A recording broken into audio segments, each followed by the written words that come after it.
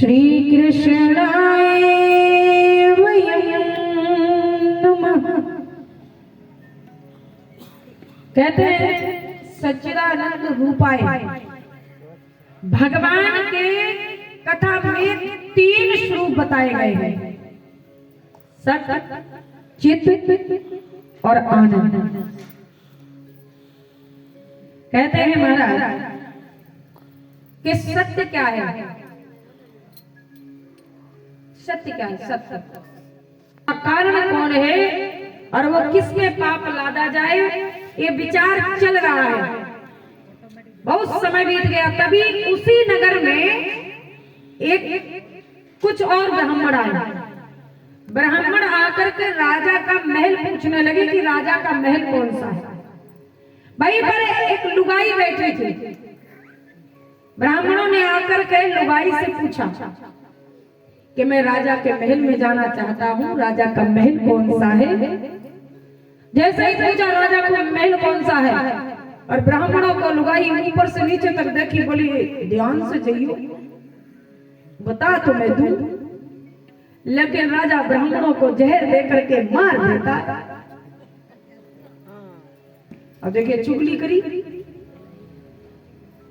राजा तो निर्दोष है, राजा का कोई दोष ही नहीं, लेकिन लुगाई जो फैसला भगवान नहीं कर पाए वो चुगलखोर कर रहा है। तुरंत महाराज भगवान ने देखा, जैसे ही उस लुगाई ने कहा कि राजा जहर देकर के ब्राह्मणों को मार देता है, भगवान बोले आ रही पर पाप लगा दे। ब्राह्मणों की मौत का पाप उस लुगाई पर लगा, सिर्फ चुगली के कारण। अपने किसी की चुगली करते हैं, जो पाप हमसे अनजाने में हो जाते हैं, वो चुगली करने वाले अपने ऊपर ले लेते हैं। अपने साफ, अपने ऊपर कोई पाप नहीं है। अपने सभी ध्यान रखिएगा कि आनंद उसमें नहीं है। आनंद तो सच्चा, अगर आनंद है तो सच्चा आनंद है इस परम पिता परमात्मा की भक्ति में। और जो उस परम पिता परमात्मा को पहचान लेता है ना, वो बंद कमरे में अकेला खुश रहता है। और जो परमात्मा को नहीं पहचान पाता ना, वो तो महाराज भीड़ में भी बैठ के कहता मेरे कोई नहीं, वो अकेला ही रहता है। भरी महफिल में भी अकेला है, और जिसने उस परमात्मा को पहचान लिया वो अकेले में भी महफिल में है। अकेले में वो परम पिता परमात्मा को पहचानने का गुण होना चाहिए, ईश्वर को पहचाना चाहिए, परम पिता परमात्मा। कहते हैं कि 3 ही प्रकार के ताप बताए गए हैं, देही देवी भौतिक। इन तीनों तापों से अपने को वो परमात्मा छुड़ाता है। आज महाराज परम पिता परमात्मा अपने पर बड़ी असीम कृपा है, और कहते हैं जो स्थान पर भागवत कथा होती है वो पावन और पवित्र हो जाता है। ऐसे ही एक स्थान नेमिशरण क्षेत्र है, जहां पर 88,000 ऋषि रहते हैं, जो सोनक ऋषियों के नाम से जाने जाते हैं। देखिए सोनक ऋषि किसको बोलते हैं? सोनक ऋषि, सोनक ऋषि उन्हें बोलते हैं जो गृहस्थ होते हैं। अब आप लोग सोनक ऋषि हैं। एक चीज ध्यान रखिए, जो जीवन में अपने एक पत्नी के सिवा और किसी पत्नी को, किसी की भी पत्नी हो, किसी भी बहन बेटी किसी और की पत्नी को कभी भी नजर उठा करके देखता नहीं है और उन विचारों से नहीं देखता है, वो भी ब्रह्मचर्य का पालन करता है, जो एक ही पत्नी से मतलब रखता है, सिर्फ पत्नी से। बाकी और सबको माता और बहनों की नजर से देखता हो, वो भी ब्रह्मचर्य का पालन अपने जीवन में करता है। जो स्त्री एक ही पति के सिवा और किसी को भी नजर उठा करके उस नजर से नहीं देखती है, वो भी ब्रह्मचर्य का पालन नियम अनुसार करती है, उसे सोनक ऋषि कहते हैं। ऋषि जितने भी थे सब गृहस्थ, उनकी सबकी संतानें अपने सभी हैं। अपने जो गोत्र बताते हैं ना वो संतों का होता है, ऋषियों का। हम उस गोत्र के हैं, हमारा गोत्र ऋषियों के गोत्रों से जोड़ा जाता है, हम उस वंश से आते हैं, ऋषियों के वंशों से हम हैं। वे सब सोनक ऋषि थे, यानी सब गृहस्थ थे। उनके यहाँ एक बार सूत जी महाराज आए।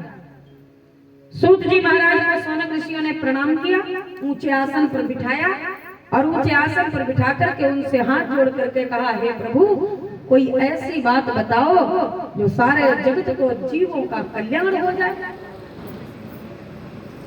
सूत जी महाराज कहते हैं मेरे पास तो एक ही ऐसी बात है भाई, कहो तो सुना दे। बोले क्या? बोले भागवत महापुराण। बोले तो बहुत लंबी चला, तो 6-6 महीना बंदी को नहीं होगा, सालों चला फिर भी पूरी नहीं होगा। इतनी लंबी, कलयुग में लोगों के पास में समय की बड़ी कमी हो जाएगी। काम भले ही कुछ ना हो, काम भले ही कुछ ना हो, ये जरूरी नहीं कि काम ही है, हो सकता है काम कुछ भी ना हो। आप पूछिएगा किसी से, भैया आज आप कथा में क्यों नहीं आए? बोल से हमारे काम होते हैं, आज टाइम नहीं मिले। पूछो काम क्या करो? काम तो के खास तो नहीं करो, काम भी कुछ किया नहीं, टाइम भी मिला नहीं। ये कलयुग में लोगों का स्वभाव होगा। 2-2.5 घंटे बैठना मुश्किल है और आप 6-6 महीनों की बात कर रहे हैं। 6-6 महीने कौन सुनेगा? 6-6 महीने तक हमसे तो वही ना सुनी जाए। हाथ जोड़कर सोनक ऋषि कहते हैं, सूता साही कथा सारम। हमको पूरी कथा नहीं सुननी, हमको कथा का सार सुनाओ। अपने क्या सुनते हैं? पूरी कथा थोड़ी सुनते हैं, पूरी कथा तो बहुत लंबी हो जाएगी। अपने कथा का सार सुनते हैं, पूरी कथा नहीं सुनते, कथा का सार श्रवण करते हैं। कहते हैं महाराज की पूरी कथा में श्रवण न कर पाऊंगा, मुझे कथा का सार सुनाइए। सूत जी कहते हैं कि कथा सुनने के 5 नियम हैं। नियम अनुसार कथा को श्रवण किया जाए तो ये भागवत महापुराण अपने को, चाहे अपने किसी भी प्रकार की वस्तु मांगते हैं वो अपने को मिलती है। अपने ब्रह्मा के लेख को भी बदलने का बल रखते हैं।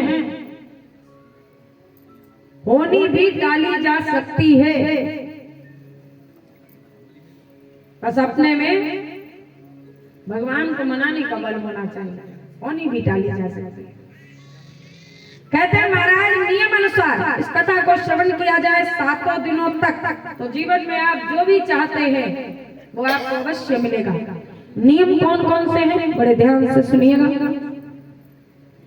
पहला नियम, आप जिस स्थान पर आकर के बैठे हैं उस स्थान को तब छोड़ा जाए जब आरती के लिए खड़ा किया जाए। उससे पहले स्थान ना छोड़ा जाए, आपको पूरी कथा का फल नहीं मिलेगा। बीच में स्थान को ना त्यागें। दूसरा, भागवत बड़े प्रेम से सुननी चाहिए। एक भी शब्द अगर छूट जाता है तो अपने को निंद्रा माता पकड़ लेती है और अपने फिर बार कथा में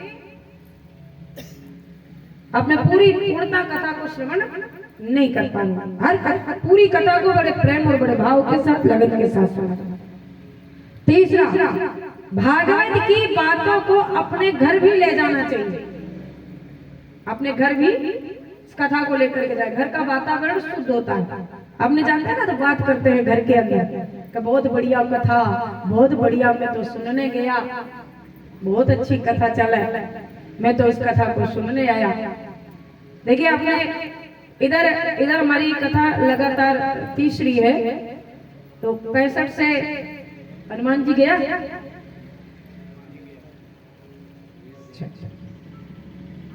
अपने एक तीसरी कथा में इस समय आकर के बैठे हैं और अपने मदन जी 65 से हैं, ये भी कथाओं में लगातार आते हैं, जहाँ भी कथा हो तो कथा श्रवण करने के लिए आते हैं। और अपने घर भी जाकर के अगर अपने कथा की बात करते हैं ना, तो अपने को इसका भी फल अवश्य प्राप्त होता है, इसका भी अपने को लाभ मिलता है। अपने घर भी कथा की बात को लेकर के जाए। कहते हैं महाराज कि चौथा, जब अपने यहाँ है कथा में, तब अपना दिमाग अंत जगह जाएगा। क्यों? अपने सोचेंगे ओहो मारे तो एक काम पड़ो है, कद करूं मैं, अब वो तो आभारती हो जाएगा, जद करूं मैं, अब मेरे जानना बहुत जरूरी है। हम जब तक कथा में हैं, जब तब तक हमारा ध्यान सिर्फ कथा पर रहना चाहिए। मन को बांधने का ये स्थान है, यहाँ पर अपने मन को बांधा जाए। पांचवा नियम है कि हम जब कथा पांडाल में बैठे हों तो आपस में बात ना करें, आपस में एक दूसरे से बतियाना ना चाहिए, एक दूसरे से बात नहीं करनी चाहिए। पांचों नियमों को ध्यान में रखते हुए अगर कथा को श्रवण किया जाए तो ये कथा अपने को लाभ देती है। एक बार सूत जी महाराज कहते हैं कि नारद जी बड़ी चिंता में, उसी समय उनको ब्रह्मा जी के पुत्र सनत कुमार मिल गए। सनत कुमारों ने देखा तो नारद जी से पूछा, भैया आज बताओ, पिता संत जो होते हैं ना, उनका चेहरा खिला हुआ होता है, क्योंकि उसे ही देखकर तो इस संसार में लोग अपने अपने सुख ढूंढते हैं। और जब आप ही का चेहरा उदास होगा, आपका ही चेहरा उदास होगा, तो कैसे काम चलेगा? आपका ही चेहरा उदास होगा तो कैसे काम चलेगा? आप तो खुश होने चाहिए, आप संत हैं। नारद जी कहते हैं मैं करूं क्या? मैं जब इस पृथ्वी पर गया, वैसे तो मैं पृथ्वी को बहुत पावन और पवित्र मानता हूं, लेकिन जब मैं इस पृथ्वी पर गया ना, तो मैंने बड़े पाप होते देखे, बड़ा पाखंड हो रहा है। घर घर में लोग पाप करते हैं। कहते हैं महाराज घर में बड़ों की नहीं, अब छोटों की चलती है। जो छोटे फैसला लेते हैं वो फैसला लिया जाता है घरों के लिए। बड़े कोई फैसला नहीं ले सकते, उन्हें अधिकार नहीं है, बड़ों को अधिकार नहीं है। नारद जी कहते हैं मैंने देखा घरों के अंदर सास की नहीं चलती, बहू की चलती है। सनत कुमार कहते हैं इसमें क्या दिक्कत है? बहुत अच्छी बात है, चलती है तो चलना दो, अच्छी बात है ये तो, बहू की चलती। लेकिन देखिए बहू की चले तो खूब, लेकिन चलनी कैसे चाहिए? कैसे चलनी चाहिए? चलाओ, चल रहा तो कोई बात नहीं, पर चलाना तो कैसे चाहिए वो भी तो वो तो होना चाहिए। देखिए जब तक आपकी सास जीवित है, जब तक जितनी भी बहू बैठी है, जब तक आपकी सास जीवित है तब तक आप रसोई में कुछ भी बनाएं, कुछ भी पूछना चाहिए, सास से पूछना चाहिए ना। जितनी भी बहू बैठी है पूछते, पूछना चाहिए। अब देखिए चलेगी तो आप भी पूछ लो खाली। सासू माँ ने पूछेगी बहू मम्मी आज क्या बनावा है, तो सास तो मान के चलिए कि दाल ही बतावेगी। सास को जी दाल पर ही अटका है, दाल बना ले। अब बहू तो दाल नहीं खावेगी, बहू कहेगी दाल। फिर अच्छी सासू माँ तो आई कहेगी ले तेरी जो मर्जी हो वो बना ले। आई कहेगी कि भाई ना खा तो जो तुझे अच्छा लगे वो बना ले। अब देखिए सासू माँ खुश क्यों? सासू माँ से तुम्हारी बहू मेरे से पूछ के करे काम की बोले करे बिना पूछे